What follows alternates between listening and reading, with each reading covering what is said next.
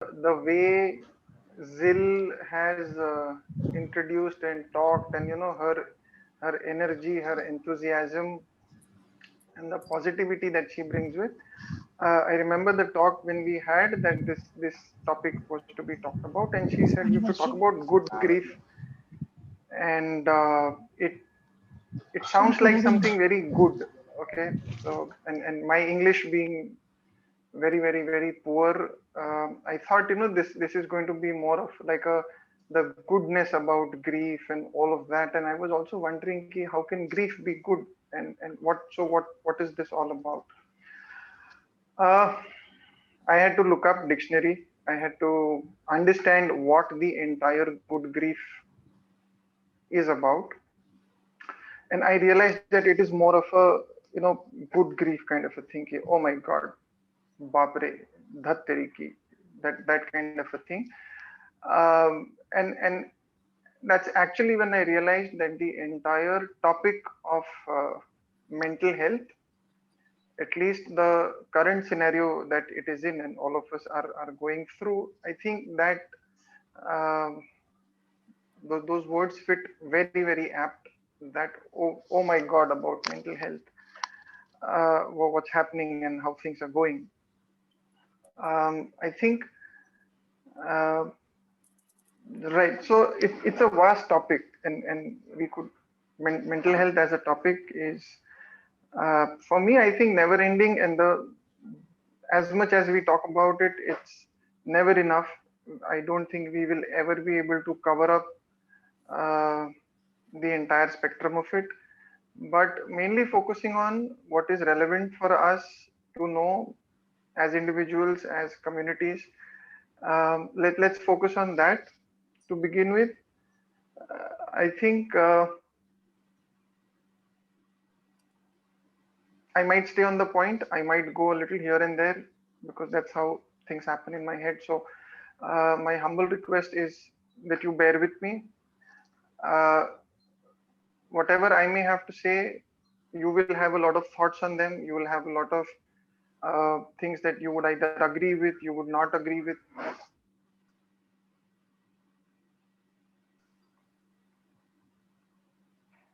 Sorry. So,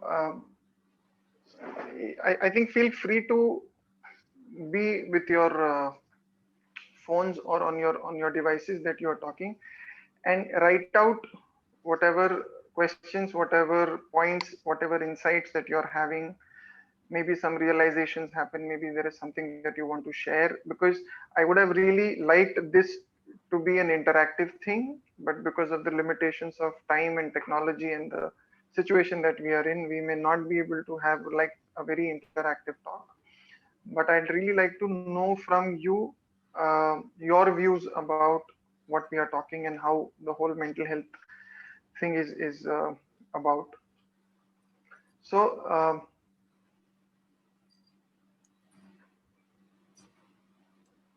sorry, yeah, I've made some points so that I can stay on track and not just go over and over and over.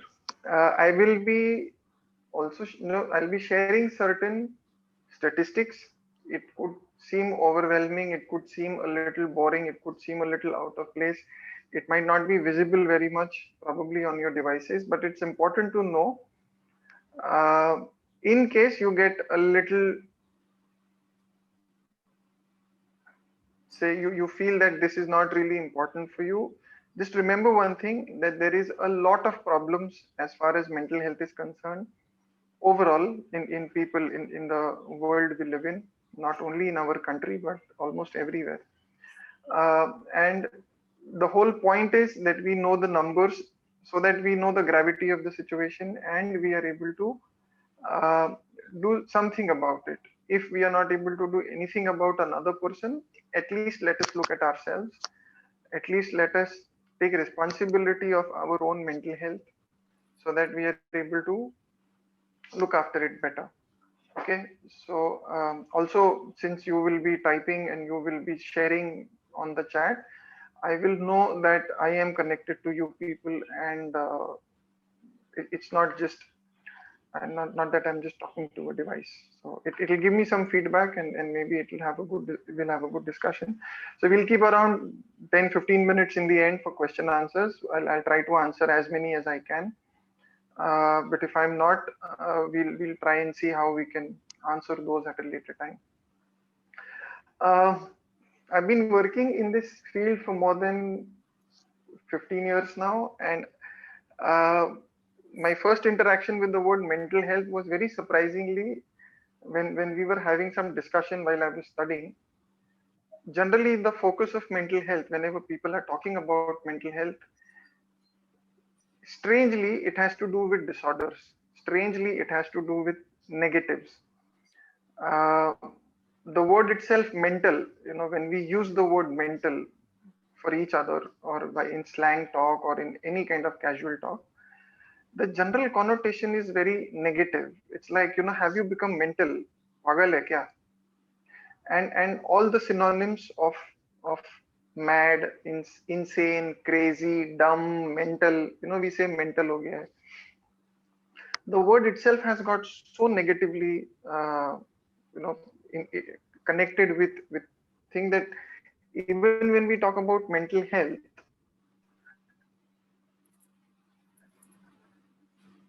uh, we actually are talking about, because in the study of mental health, and now that a lot of people are talking in the area of mental health, the major talk is about depression, suicide, anxiety, panic, OCD, schizophrenia, all other kinds of problems. Whenever talking about mental health, mostly we talk about problems. Then what does this word mental health even mean? So just to segregate, just to understand, I think let's start talking about mental health in a positive manner. Let's start focusing about that when we talk about mental health, it actually means me feeling healthy mentally. Internally, I feel is there a feeling of well-being? Is there any kind of peace that I experience at any time? Is there any kind of pleasure that I experience in my life? Is there any kind of fulfillment, contentment? Is there enthusiasm that I have to look forward to what I'm doing? Do I have confidence that my abilities are fairly good, that I can work, do what I want to do, achieve what I want to achieve? That kind of positivity or those kind of feelings internally is which actually constitutes mental health. Uh, how is my external behavior? My external behavior in terms of um, am I doing any creative stuff? Am I being productive in what I'm doing? Do I experience any conflict when I'm interacting with people or in my relationships, in my social circles? Those are the kind of things which constitute mental health. If there is going to be a deviation from this, which is most of the time, all of us don't really live the ideal life, all of us don't really have the ideal state of mind. So I think it's not going to be 100% that we will always be completely and 100% mentally healthy. Uh, but it's a state that keeps changing. There will be at times when we will end up in conflicts, we'll be out of it. We may have negative feelings and emotions, and we may come out of it. It's a very fluid kind of a state. It's never a compartmentalized feeling good all the time kind of state. I don't think anybody experiences that. Uh, so understanding that mental health as a topic is actually a spectrum. It's a spectrum ranging from being experiencing well-being on one hand to experiencing a lot of distress. It's a lot of distress that one goes through internally in many ways, very, very strong negative emotions, a lot of difficulty or a lot of negative thoughts, thought distortions, impaired perceptions, not being able to relate to reality, etc. Very, very severe states. So a lot of distress and maybe a lot of sense of well-being. These are the two extremes of mental health, and in between we will have the milder disturbances or the moderate disturbances before going on to very severe disturbances. All of us are somewhere in the middle, and we keep fluctuating in different ways.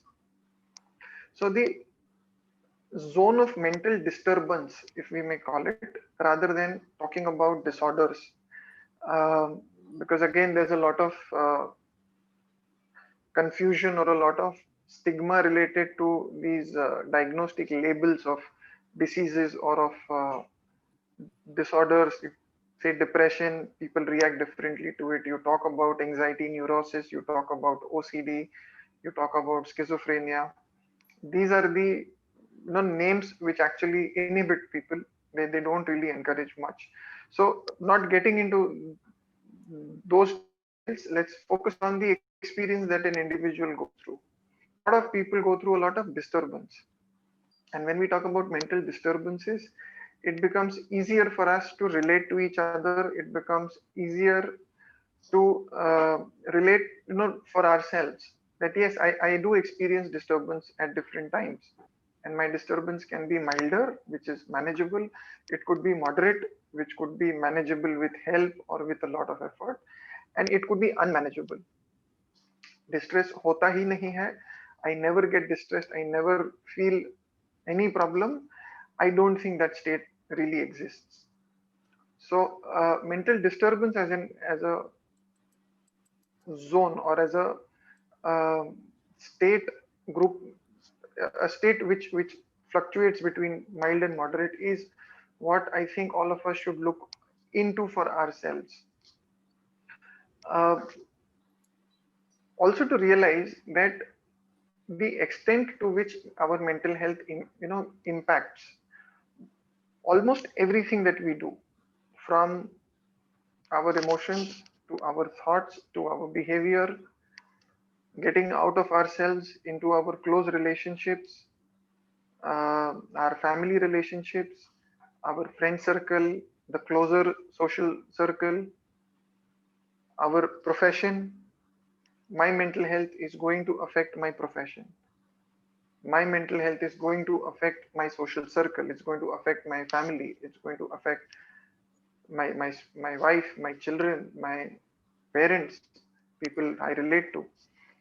So the impact of mental health is far and wide. It's not only, so just to give a comparison, say if I have fever, if I have jaundice, if I have typhoid, then I bear most of the brunt. I get fever, I get the pain. It doesn't really impact the lives of others. People may feel sympathy, compassion, they may feel sorry for me, they may look after me, but it doesn't really impact them. It doesn't intrude into their lives. It is my suffering, I go through it in my body, and that's how it is. But when it comes to mental suffering, when it comes to mental disturbances, it invariably spills onto other people. It invariably impacts the person who is there with me. Even if I don't want to react to somebody, I might end up reacting, and the disturbance just goes on from one to the other. It affects my finances. If my working capability is not going to be okay, I might not continue to make the kind of money I'm making for myself. My livelihood is going to get affected. That in turn is going to affect me emotionally further. It is going to create more fear, more negativity, more anger, irritability in me. So the whole mm, mental disturbance has a tendency to just compound itself. If I'm disturbed, I might talk to somebody rudely, and they might react back, which adds on to my trouble. So it's a very sticky kind of a zone, and that's why it becomes so complicated. Uh, we need to understand this complexity so that if we are caught up in any such situation, we'll be able to know and probably, possibly stop ourselves from perpetuating this cycle or adding into this cycle further. Uh, communities get affected. We are seeing a lot of crimes being on the rise. Uh, while talking about crimes, I think we need to talk about the mental health of both the offender, who probably has something in, very disturbing in their heads, that they are so disturbed they are even able to harm another person. So their mental state, their mental disturbance that they must be going through while they commit crimes, and at the same time the victims of those crimes who have borne the brunt of it, who have uh, being so disturbed, their lives get affected.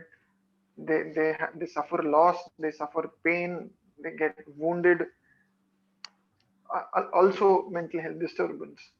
So very, I don't want to say interestingly, because it's not a very good thing to have, but this has a tendency to rub on to people. It has a tendency to pass from one to the other. If i if i abuse you, I can create disturbance in you. If you abuse me, you can create disturbance in me. This disturbance can be passed. It is very contagious. It is very communicable, if we are not careful enough, or if we don't really have our um, safety shields up. So it's a very fluid, fluctuating, difficult, complex topic to really understand. And because it is like this, there is a lot of ignorance about it. People don't understand, people don't engage with the topic. When we don't, say for example, if you sit and watch some foreign language movie, some language that you don't really understand, uh, and there are no subtitles to it, very rarely do we really complete watching that movie. If there are no subtitles, if we just don't understand what is going on, we disengage. And when we disengage, we do not know what is happening, and we don't really care about it.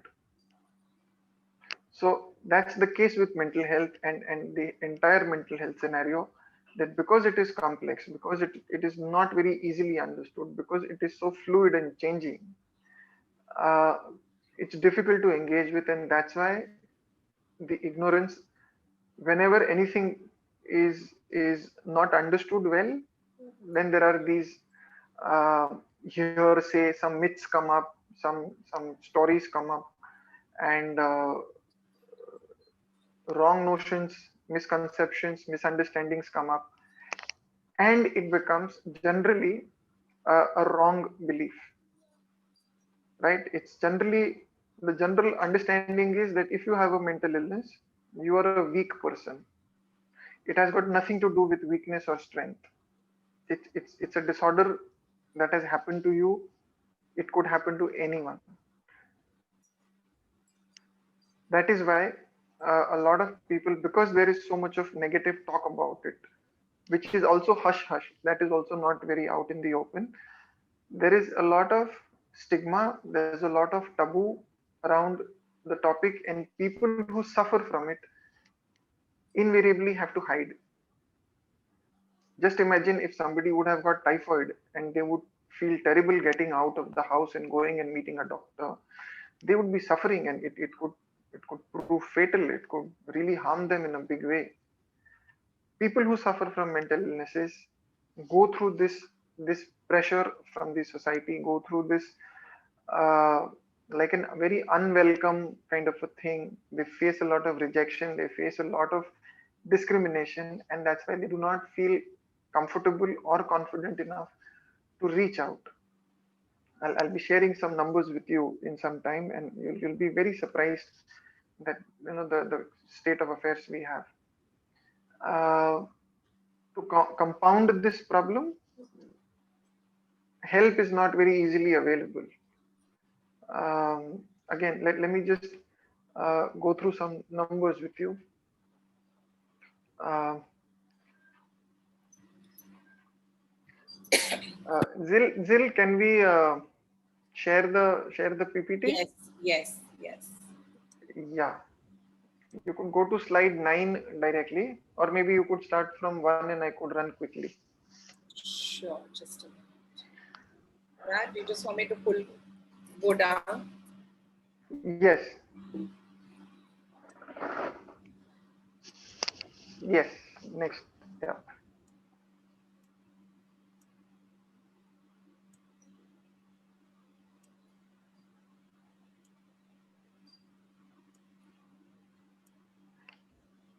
Yes. Stop. Yeah.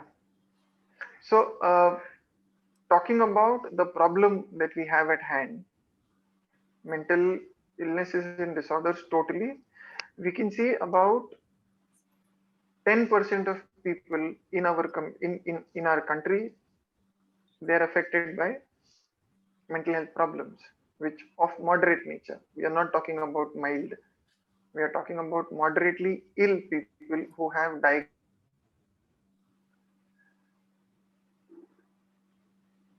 about 13 crore people are suffering from moderately severe mental illness. About 1.3 crore are severely ill people. They have severe illnesses and that puts them to a very high suicide risk. It's not very surprising that we read so much news about so many people committing suicide, and it just surprises us every time. But if we understand the extent of disturbance that all of us are in, the entire country or we as a community are in, it's understandable that the number is so high, and that's why the reports are so high. Next. Okay, so this is, I mean, the text is very small. I'll just read the main parts of this. I'm sharing this data from the National Mental Health Survey, which was conducted between 2016 and 2018 by the national by NIMHANS Bangalore, which is a government body like a National Institute on Mental Health.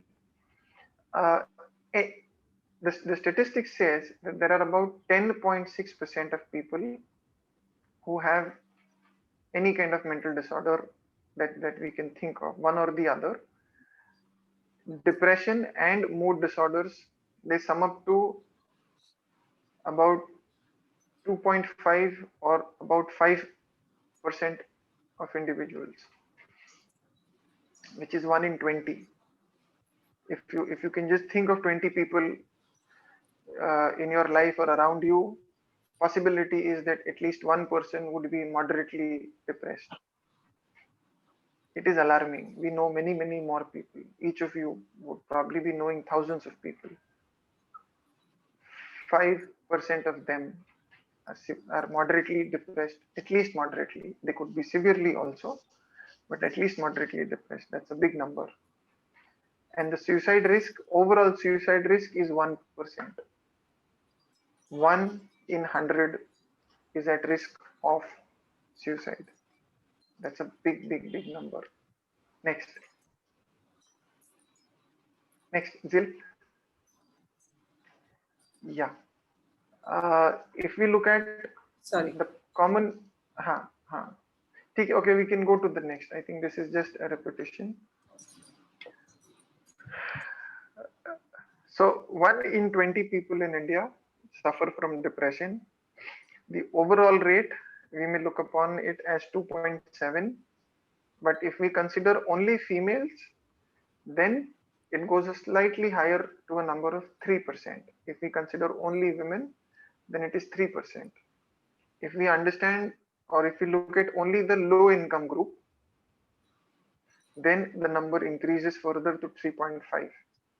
If we look at only the population who is not literate, it increases to 3.6.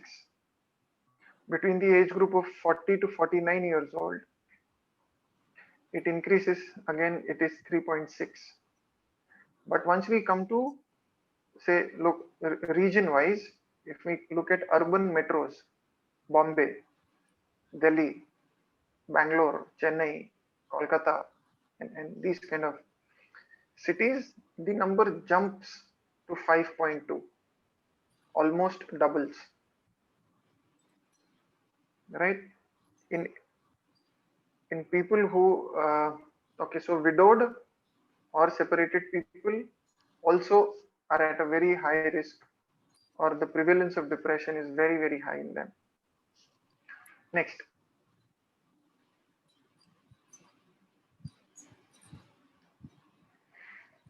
Suicide risk, again, if for some people, say 1% may sound like a very small, कि ठीक है ना, 1% है, उसमें क्या है, 99% of people are good. I think if we get into the breakup of it again, if we look at only women population, then it increases 1.1. Go to 40 to 49 years of age, it increases further to 1.2. You go to people who have only had primary education, it goes to 1.3. You have the lowest income group, the suicide risk increases to 1.5. Widowed and separated people, again 1.5. You look at urban metros, it is 1.7, almost 2. So the number doubles in cities. I don't know what is there in cities and what kind of complexities are we going through, that suicide risk almost doubles. Scary scenario. And that's good grief. Okay, can we go to the next one? Children and adolescent, they are vulnerable to mental health, to mental disorders. About 7.3 children, 7.3% of children are affected by moderate to severe mental disorders. 7, male, female, not much of a difference, 7.1, 7.5. But again, if we look at the urban metro, the number jumps to 13.5. Again, almost a double of what the average is. So all of you who are living in metros, please try to think what is happening and why it is happening and what can we do about it. Next, Zil. Another part of the problem is the attitude that we have towards mental illness. We were talking about stigma. We can see it is nearly about 80% of people who suffer from mental disorders. They hesitate, they are not able to reach out, they are not able to receive help for more than 12 months. It takes people to suffer for 12 months before they are able to reach out for help to any professional, to any expert, or talk to someone and say that, okay, I have a problem, something needs to be done. And again, we are talking that people only start experiencing or start acknowledging these things when there is at least moderate disturbance. Milder disturbance are not even understood. So 80% of people, they suffer silently without any help. And when an individual suffers, it is not one individual who's suffering, it is the family with it. If you have somebody who is moderately depressed in the house, you can imagine the mood that they would be in, which will be sad and melancholic all the time. They will not be able to have proper social connection. They will not be able to have proper work. So financial burden again comes onto them and their family. Their sleeping, eating habits would not be okay. Again, the family suffers because of it. And I'm not trying to blame the person who is suffering. I'm just trying to paint a picture of the family that must, they collectively must be going through when an individual is suffering. Interpersonal relationships get very, very, very, very distraught. A lot of disturbance that happens between them. All of this continues without any help for 1 year. It's a long time and a lot of suffering. Why? Because there's a lot of stigma. I do not want to go out and say that, okay, I have depression, because log kya kahenge? What will people say? What will they think about me? And therefore, I'm not going out. There have been instances where children have reported to their parents that, okay, I think I feel depressed. I think I need help, and parents have shot them down saying नहीं ऐसा कुछ नहीं होता, there is nothing like depression, किसी को बोलना नहीं तो शादी नहीं होगी,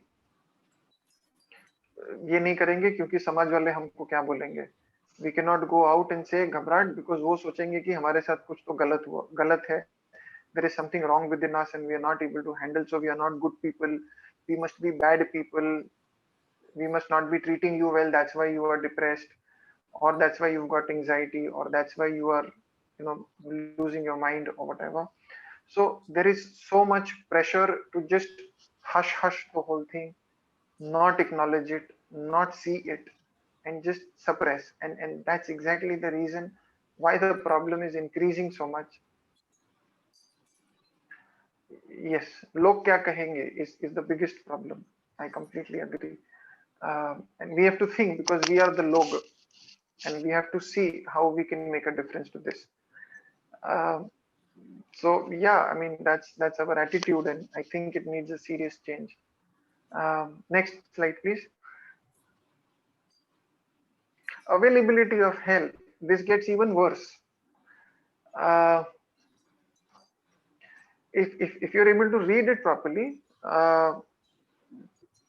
trained mental health service providers.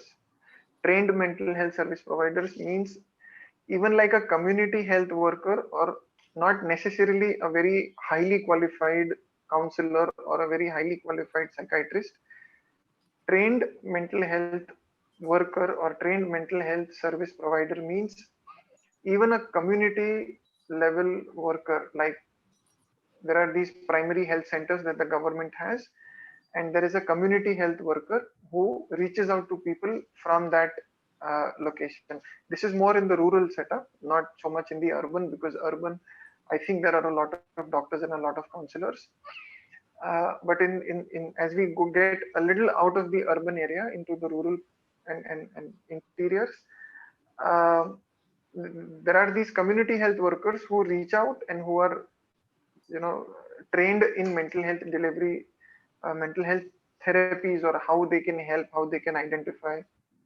The numbers, if you see, per lakh population, for every 1 lakh, uh, states like Jharkhand and Madhya Pradesh, they have 0.1 person for 1 lakh. It means there is one person for a population of 10 lakhs. Imagine 10 lakh people having mental disturbance getting served by one person. Okay, states like Manipur, which considered to be one of the highest rates, it is 9.73. We'll consider that as 10. So for every 1 lakh population, there are 10 trained people who can help. Now imagine that this percentage, a lot of these trained health people are actually concentrated in the urban area. So what must be the actual scenario in the rural setup? It will be even lesser. So people are suffering, the rates are high, there is stigma, taboo, which doesn't allow them to come out. And even if somebody wants to come, even if somebody wants to come out and reach, there is no available help. In cities, the help that is available, most of it is very expensive also. So it's not a very encouraging scenario for people who struggle with finances, because they're not able to hold jobs, or they're not able to deal properly with the society, and they are isolated by themselves. It's such a compounded problem that I don't know. I think all of us should think about where to start from.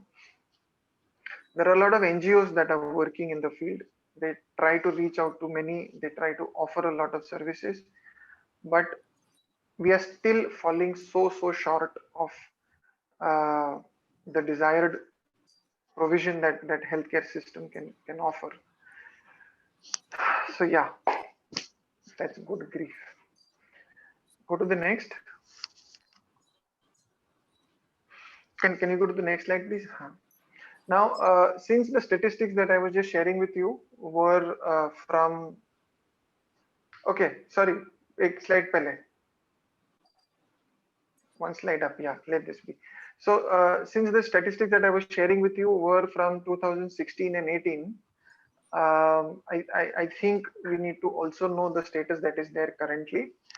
Um, just as the COVID situation happened and the lockdown happened, we had conducted a certain a small survey on understanding how much is stress affecting people and what is how people are experiencing in, because there's so much of difficulty going on. We are in the process of compiling the data of that survey. We've got about 1400 responses, so that's a very small number, but it's enough to take out trends. We found about 27% of people were not stressed. Okay, now that's a good sign, but it also means that the rest of them are stressed, which is almost 70 plus. 70 plus percent people are not okay. From these, about 55% of people are experiencing milder psychological stress or milder mental disturbances. This is the big chunk where uh, people are disturbed, and this is clinically stress. This is not just that, okay, I am not feeling okay.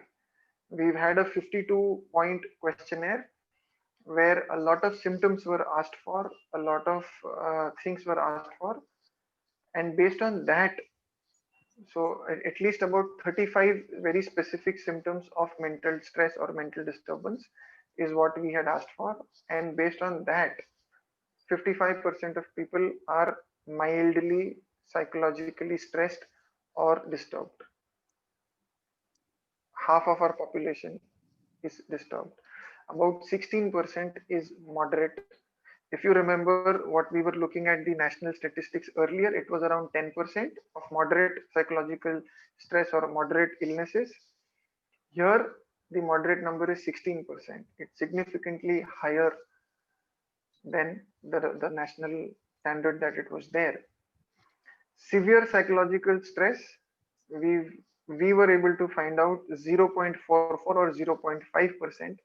But then we also realized that these are the people who would not have the interest or who would not have the energy to go through a 15-minute of survey and answering and all of that. They just don't have the will for it.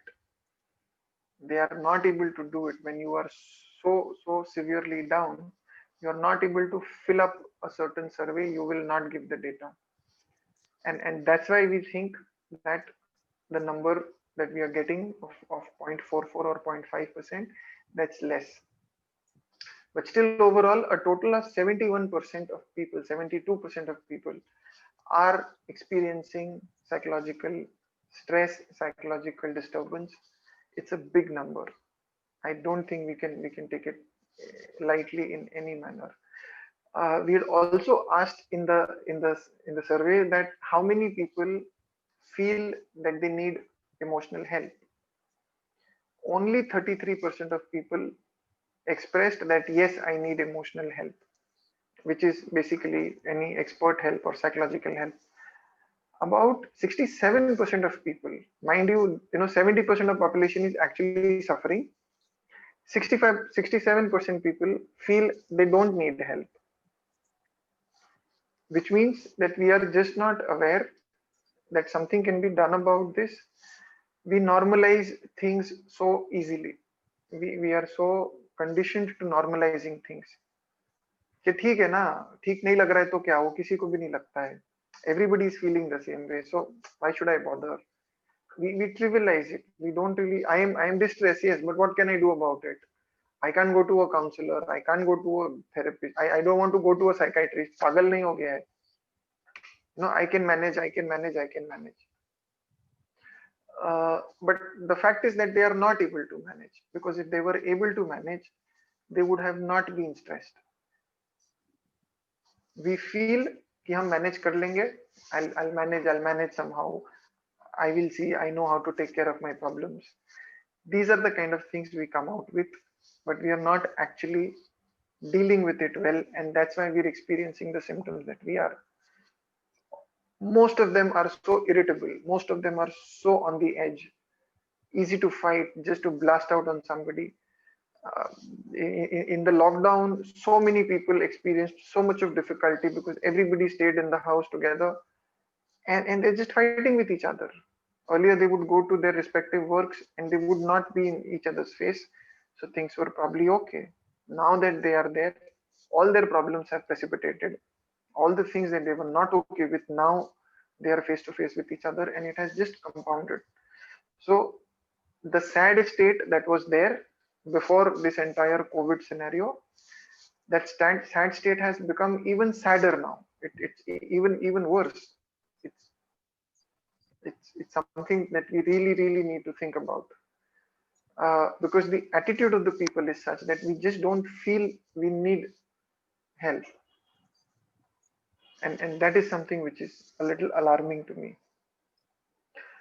To scare you even more, or to probably talk about my fears a little more, if you can go to the next slide, please. Post COVID, as we all know, that the economy is not doing very great. There are job losses, people are getting unemployed, even the self-employed people are getting very, they're struggling a lot. People who, the informal economy, the daily wage earners, all of them are really going through a hard time. There is a lot of communal tension that is building up. There's, domestic violence has increased. There are reports where domestic violence has increased 10 times of what it was earlier. People are getting beaten up at home because everybody is getting angry, and when you are angry, you really don't know how to control yourself. Alcohol and other intoxicant use has risen significantly. To compound all of this, we don't know when is this all going to get over. And even if people would want to reach out, the healthcare services are very limited. So we are faced with this kind of a thing, and I think the only solution is when all of us take charge and all of us see that how can we look after ourselves and how are we able to help each other. That is when probably something good will happen. That is where there is some possibility of some stabilization or some sense of stability to come. Can we go to the next, please? What do we do about all this? Basic three things I think should help us to deal with all of this problem that we have. As much as I am sad at the state of affairs, I am also very optimistic, because I don't frankly feel there is any other option but to feel optimistic and to look at how we can solve it. We cannot just keep sitting on the problem and keep crying, keep problem hai. Of course, we need to do something about it. And what can we do?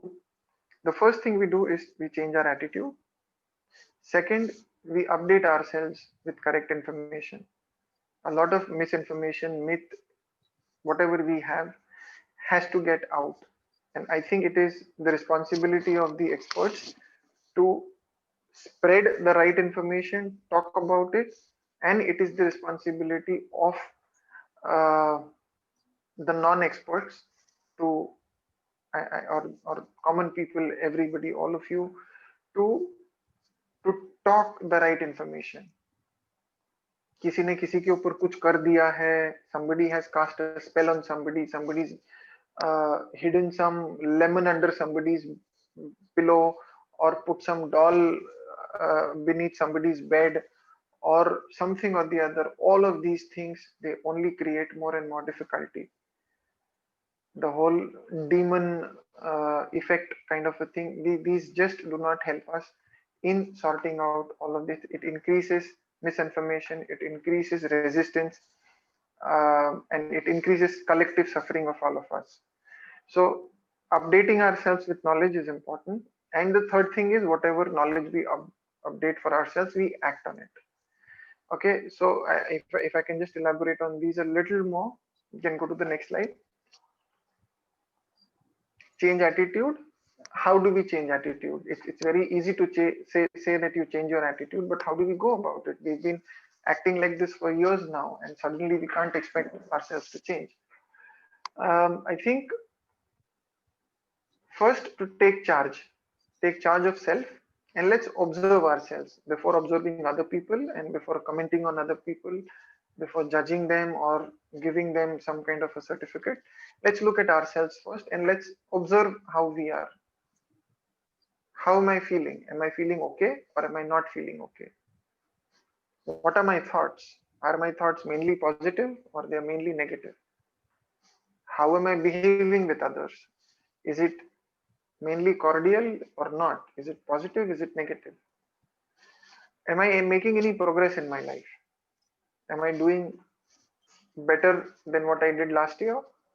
Am I doing better than what I did 5 years ago? And I'm not only talking about profession, occupation, making money, etc. As an individual, what do I feel? Am I growing as an individual? Is my world wider than what it used to be? Am I able to understand better than what I used to? Am I being more receptive than what I used to? So that is progress that I'm talking about. Um, would I like some help? Am I open to taking some help? Am I hesitant to ask for help? This talks about my attitude, that I may be feeling that I'm not okay, but am I open to seek help? Do I believe that some help will help me? Talking to someone will help me, some intervention would help me. Are we open to that? We should be. If any of these answers for yourself you feel that they are no, they're not okay, negative, negative, no, no, no. If any one of them is no, then we need to work on them. We need to, and how do we work on them is by observing ourselves and being honest and sincere to ourselves. You don't have to produce this in front of anyone. It's for yourself. Am I ready to help myself? If I'm not ready to help myself, I'll not be able to help anybody else. So change of attitude, I think, is one. Please go to the next. For self, whatever we understand from the previous observation, I think we need to accept that, okay, I am not feeling okay. Let me accept it. Let me own up to my feelings. Let me own up to my feelings that yes, I am feeling very, very sad. Yes, I'm feeling very frustrated. Yes, I'm feeling very angry. I'm feeling very angry with myself. I'm very disappointed. Yes, this is what my feeling is. A lot of people are not able to voice out their feelings. A lot of people are not able to accept their feelings. That no, I'm not getting angry. When a person says it like that, it it it, it's seen that they are not aware of what they are feeling. So accepting our feeling, accepting the state that we are in. If I am feeling depressed, if I'm feeling sad, if I'm feeling a lot of grief, if I'm feeling a lot of anxiety, accept that yes, I am feeling like this. Only when you acknowledge will you be able to seek for some help. Acknowledge the state and the difficulties that you're going through. If something is very difficult for you, acknowledge that yes, this is difficult. And I cannot just say ki nahi nahi kuch nahi chalo, keep banging your head with this. If it is difficult, label it as difficult and see what help you can find. Avoid the tendency to judge or call yourself weak. Do not hide, do not suppress. We judge ourselves that yes, we feel that if I give into my feelings, it means I'm a weak person. If I give into my sensitivity, I'm a weak person. If I give into my vulnerability, I'm a weak person. If I cry, I'm a weak person. If I say that I'm not feeling okay, I'm a weak person. This entire uh, madness of weak is something that just cripples us. There is nothing like being strong or being weak. I think at times it actually needs courage to cry. Everybody cannot cry. It's not easy to cry. Only a person who is in touch with themselves, who is in touch with their feelings, is able to let them down. So probably what we understand as weakness, it's not like that. It's not about being strong. Means that you're able to put up with everything. Strength also means that you're identifying or you're acknowledging what you're going through. Whatever you accept, whatever you feel, find a safe environment, find a safe person that you can share this with, express it out to them. It could be a very close friend, it could be a sibling, it could be a teacher, it could be a doctor, it could be a counselor, it could be a distant aunt, it could be anybody who you feel is able to understand or is has some. It could be your parent who you could reach out to, provided you feel that they will receive what you are saying. When we talk about expressing feelings, I think there's a slight catch. We cannot go and talk to everybody, because what if people don't understand and they ridicule or they reject you or they actually traumatize you more. So find somebody. If you are not able to find anybody in your circle, then please call a professional. If you cannot call a professional directly, call a helpline. There are a lot of helplines available who do really very good work, right from suicide prevention helpline to regular mental health helplines also. And for God's sake, or for whosever sake you believe in, do not Google for quick solutions. I am feeling like this. What should I do? Google. Uh, Google doesn't always give you the right answer. It just gives anything based on what your text is. And so I don't know if whatever you find is really going to be reliable. There are a lot of people, uh, because Google also tells you the different ways to commit suicide.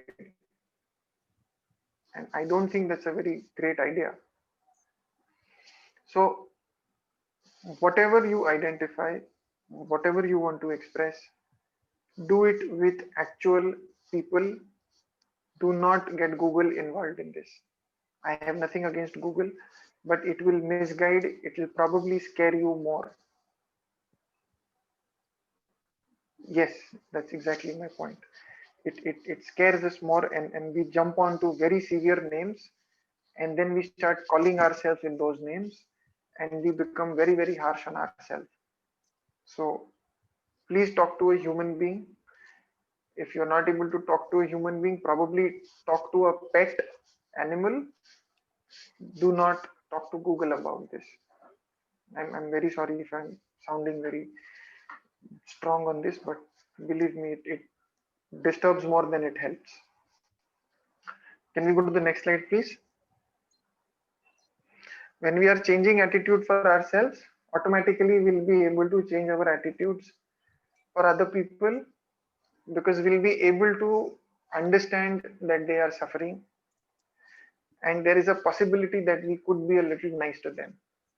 A very, very, very interesting statement that one of my teachers had shared, and it stayed with me, is that a troubling person is a troubled person.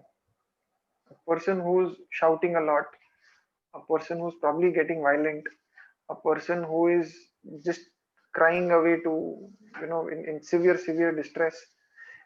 They are not trying to trouble you. They are not doing this so that you get distressed. They're not shouting at the top of their voice so that you can't sleep at night. No, they are shouting because they are going through something they're just not able to handle.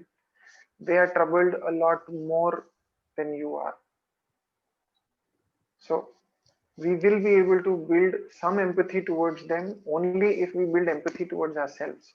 If we understand our problems, we will be able to understand other people's problems better. While we want to help them, try, we change our attitude, listen to them. If you can, listen to them. If you think that you have the capacity to give a hearing to someone, please do it. If you think that it's all going to be, sorry, previous slide. Please, can we go to the ha. So listen to them.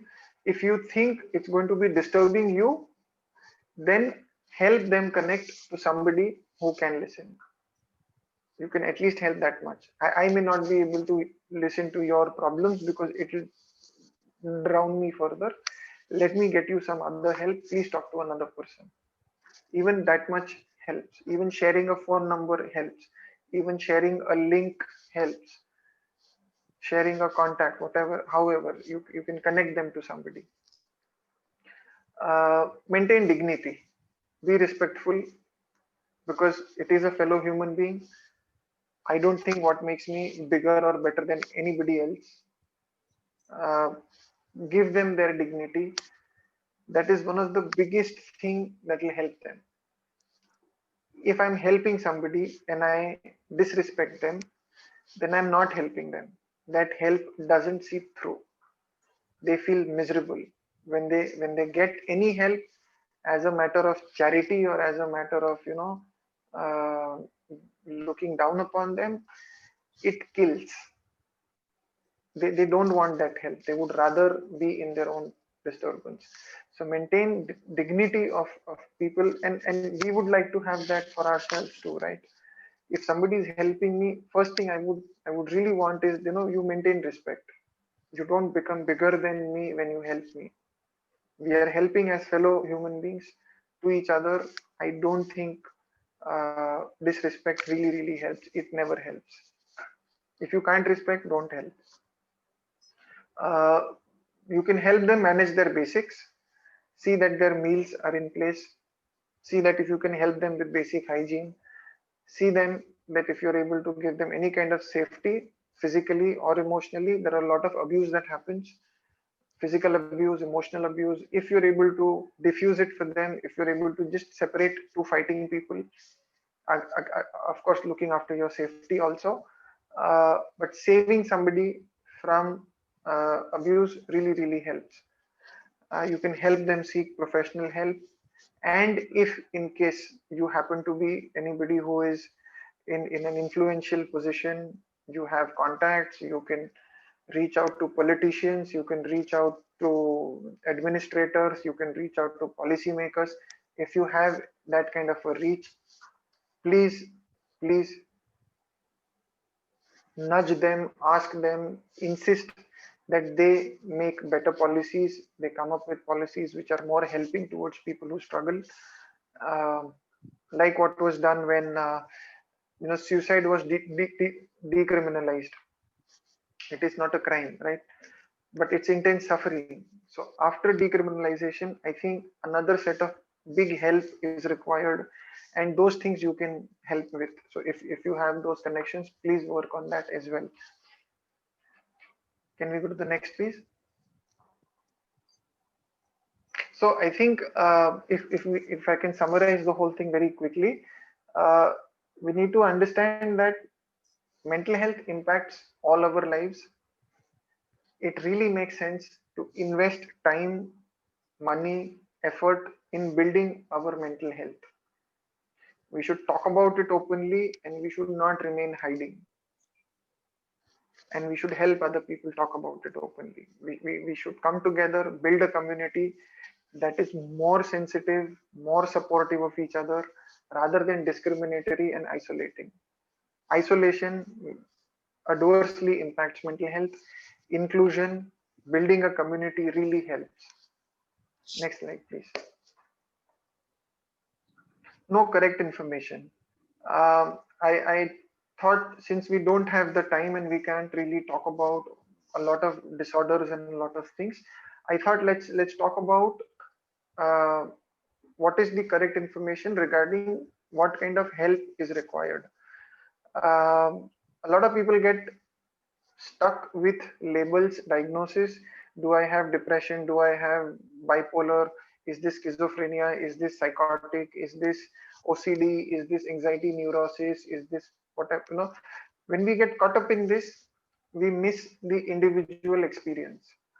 So rather than going by that, what I would like to share is, let's look at it from a severity perspective.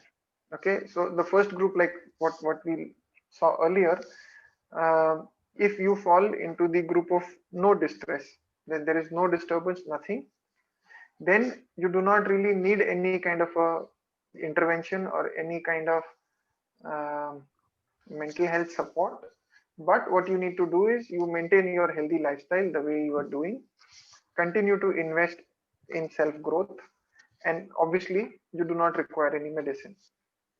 But for people who experience mild psychological stress or mild discomfort, milder symptoms, a lot of them get helped a lot with counseling or psychotherapy. The terms can be used interchangeably for now, where they can identify their issues and they can act on the suggestions that are given. You may have a relationship problem, you may have some uh, negative belief about yourself, you may really have low self-esteem and you are very hesitant doing what you want to do. So a lot of these issues, there could be childhood issues, there could be many things which interfere with my decision making and all of that. So for those kind of states, counseling really helps in identifying these issues and coming up with solutions for them. By that much, it doesn't help. When we act on those suggestions, when we actually go and implement those things in our lives, that's when it helps. And of course, we need to again work towards building a healthy lifestyle, continue to invest in self growth again. For maybe for short time, some medicines may help. If there are, say, one or two symptoms which kind of interfere with things, and in this group, we've seen homeopathic medicines helping very well for milder symptoms for some time, and it's a very short course. A lot of people use Bach flower remedies. Bach flower remedies are very effective in milder symptoms and milder disturbances. So medicine wise, those are the kind of things available. Of course, there's a lot more.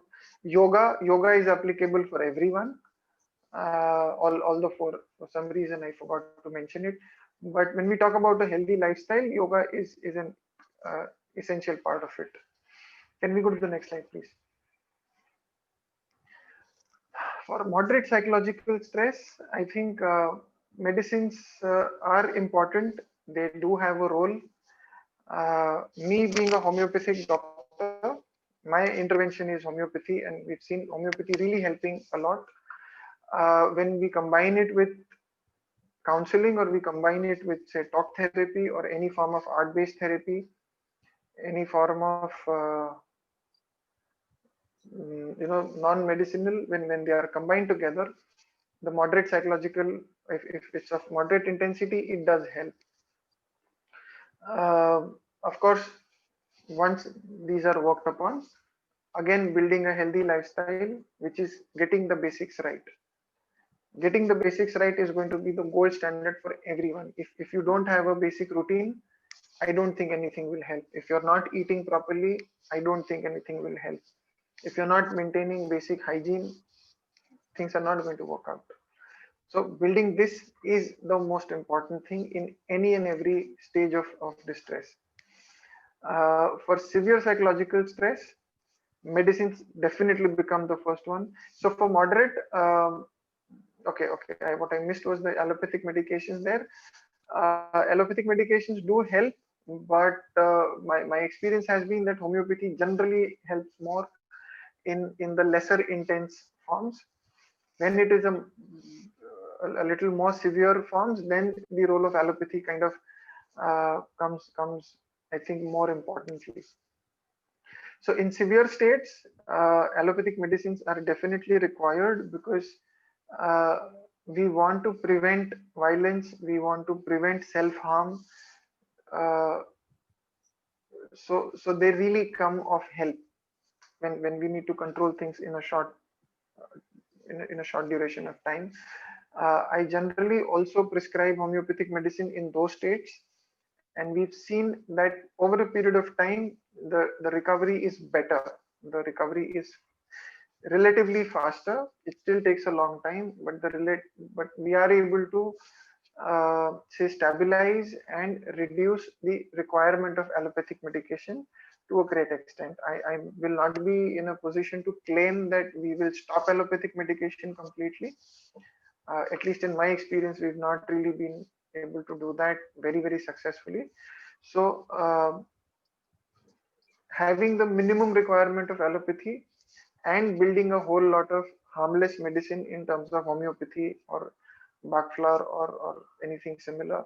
Ayurvedic helps in certain cases also. Uh, but again, making a healthy lifestyle really works. Intervening with at the level of family, getting family people involved, if they are able to get involved in the treatment process, in the helping process, it really helps. If they are not able to, then we need to work with whatever resources we have. So yeah, that is that. Can we go to the next? So this is correct information. The last point of act is act. Whatever we have understood or whatever we've understood about, uh, it needs to be acted upon. We know everything and we sit with our knowledge is as useless as what it was earlier. But if we know about something, we need to act. We need to act for ourselves. And once we are able to act for ourselves and we are fairly okay, we need to act for others also. It helps when we help others, there is a positive feedback that comes. So I would take the liberty and say that if you want to help others, don't selflessly help, selfishly help. Help them because it might make you feel better. Help them so that when they appreciate your help, it makes you feel good. It makes me feel good when we do something for somebody and they express their gratitude. It makes me feel good. It generally makes people feel good. So help others, I repeat, help others, not by sacrificing yourself or not by neglecting yourself. Look after yourself first. You act for yourself first. And when you are fairly okay, start acting for other people. I've seen a lot of people on YouTube where they've shared their recovery diaries. They've talked about their experiences. They help other people. They may not have completely recovered, but as they are able to, they share their experiences. They encourage other people to accept themselves, to seek help, to follow what is being told, and eventually, as they recover, to help other people. I think this kind of a chain reaction, if we are able to start, it will be much more effective, because human contact or human encouragement is something that really heals a lot, rather than too much of medication, too much of external intervention. I think when we have a heart to heart intervention, it really helps well. So yeah, I think that's all that I had to say. I may have not covered a lot of things, but if we can go to the questions, do we have time for the questions? Yeah, I'm sure we can take a few. Things which are there on chat also. Okay. So give me a minute. Aditya, you are going to be able to see the chat. I can see the chat. Okay. So what about when people listen to podcast to a postcard or do to feel better? So of course you need to do things to feel better. Uh, Take up a hobby, do what you can do. uh, Listening to podcast will help when you know who you are listening to. If you're listening to an expert, then yes, of course you should listen up. Not only listen, don't stop at listening, but I think if you can take tips and apply them for yourself, then it really will be effective. So podcast is okay provided you know whom you are listening to, and it better be qualified, valid person. uh, Please could you talk a little more about building healthy lifestyle apart from yoga? Okay, I'll keep it very simple. Apart from yoga, wake up at a certain time. If I can be very practical, wake up before 8 o'clock. Okay, wake up before 8 o'clock. Have at least 15 minutes of exercise. Manage your morning. So brush your teeth every day. Have a bath every day, whether you like it or not. Have a breakfast. Do not miss breakfast. Have lunch. Do not miss lunch. Have a snack in the evening. Do not miss it. And have dinner in the evening. 4 meals a day is very, very important. Um Physical exercise of at least 15 minutes is very, very important. Talk to someone, talk to a human being. Don't just chat on WhatsApp. Physically talk to a human being, a friend, a relative, somebody. Talk to someone so that it helps you remain in the present. These are the basics. I mean, if you're just not able to do anything, at least this much you should force yourself into it. Okay. And I think continue with your profession, what you're doing. Try to see if you can do a bit better. Find time for your hobby, at least 2 hours a week, not every day if it is not possible, at least 2 hours a week, which is half an hour or 4 days, or maybe 1 hour on Saturday, 1 hour Sunday, or however things work for you. But see that at least 2 hours a week you get to do some hobby of yours, anything, do that. I think doing these basic things really, really help when you do it on a regular basis. The regularity itself helps you. You might take a 2 day off, go for a weekend and come back, take a vacation and come back. It will help you for 7 days, 15 days, maybe a month. After that, the stress builds up again. But if you're able to do this on a regular basis, then there is regular de-stress that happens and it doesn't really pile on so much. So you don't really have to get, too filled up with things. So that is lifestyle. Uh, Okay, can we treat Parkinson with homeopathy? I think very early stages it can be, but once if it is very severe and there is degeneration at the neuronal level, it becomes very difficult. But there are cases where we've seen improvement. It's not like a very rule of thumb that it will get completely cured always, but we have seen encouraging results in the earlier stages of Parkinson's. It could be Parkinson, it could be dementia, and other, these neuropsychiatric conditions. Epilepsy, um, has, we've seen good results with epilepsy with homeopathy. Okay, the mental stigma when we ask or seek. So how do people make aware about? I think stigma when we have to work with, we have to start it from ourselves. We have to start talking about it. People are going to feel uncomfortable, but if we enter into a very gentle talk with them, that okay, what is so wrong about it, and what is the problem about talking about such things. People may feel uncomfortable, but I think we should still insist and talk very politely, gently. Don't get into fights with people because that will be counterproductive, and we're not exhibiting good mental health that way. So being persistent, being patient, and sharing, discussing, providing with right information, getting the right information for ourselves, and then very gently, distributing it to people helps. Being gentle helps. We cannot fight. It's not a battle that we can fight. Okay. I think the last question, with reference to medicines in earlier times, maybe or not, cannabis was used to treat anxiety disorders. So even in the current scenario, many adults engage in smoking weed.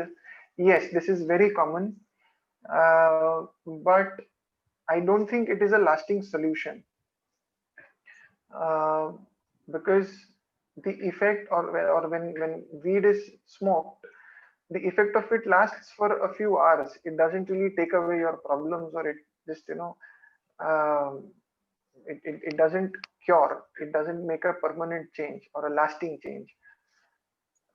The idea of cure is that you are able to build up um internal mechanisms or coping mechanisms within your personality so that you are able to deal with anxiety. Cannabis was used earlier. Cannabis is also used in homeopathy as a medicine for things, but use of weed cannot be justified as a alternative or a substitute for therapy. Therapy is going to identify problems and help you build um, internal coping mechanisms, which weed is not going to.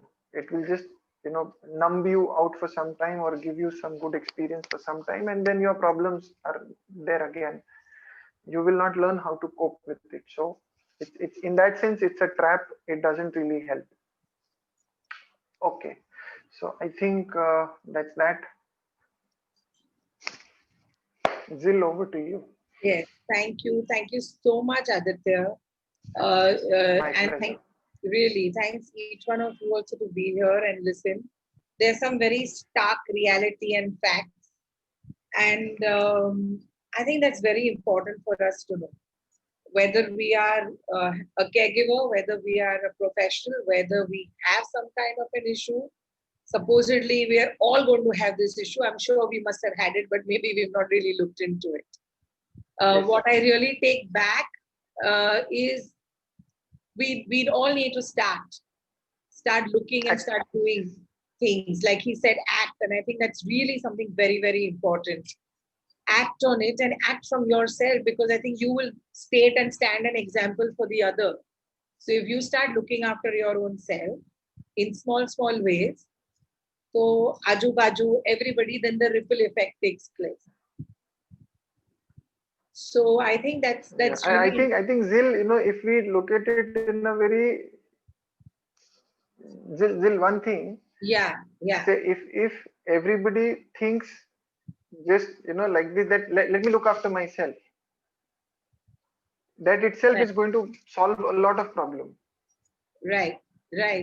So when we say act, we first act on ourselves for True. ourselves, and then I think the ball Gets rolling.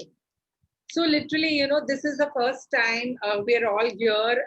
This is the first step towards the festival. And the festival is all about this. I've pasted the feedback link here.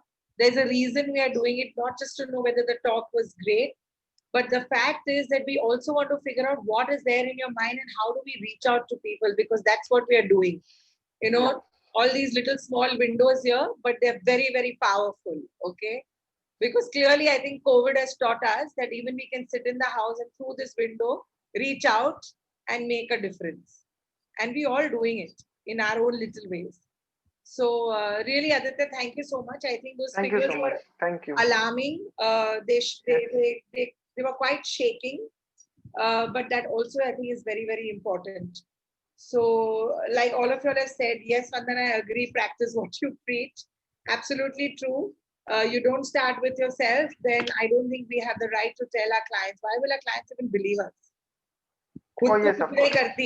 And you'd be you'll either be surprised or probably you know it already. The therapist community itself is so stressed out. It is.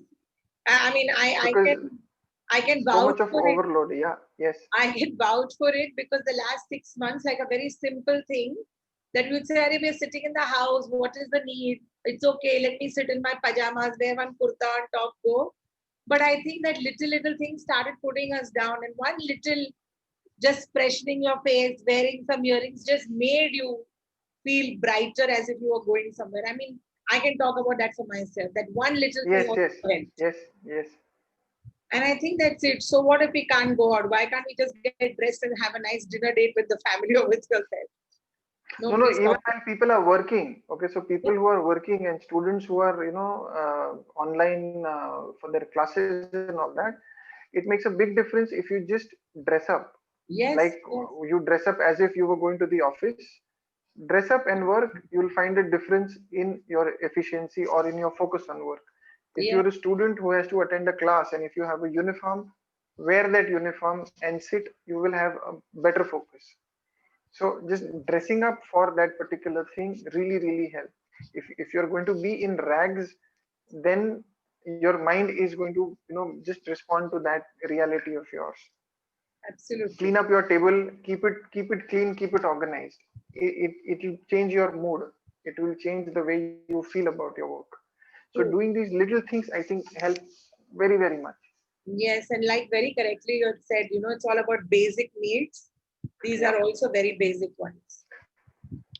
So great. I don't think there are more questions. People are really thanking and saying that this is a wonderful session. It was Thank you very so much. insightful. I appreciate people have stayed so long for Yes, this. thank you so So much. that is very encouraging. Yes. Yes, so really thanks a lot.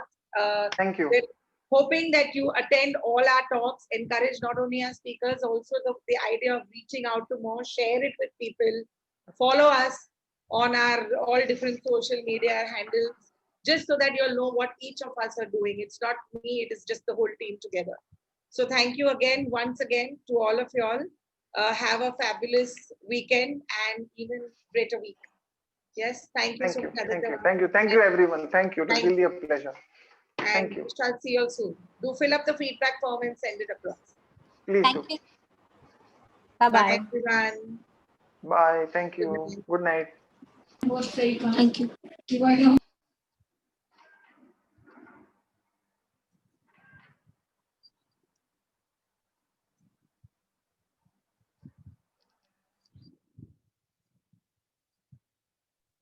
Thank you, sir. Thank you, Aditya, sir. Good night. Good night. Bye. Bye.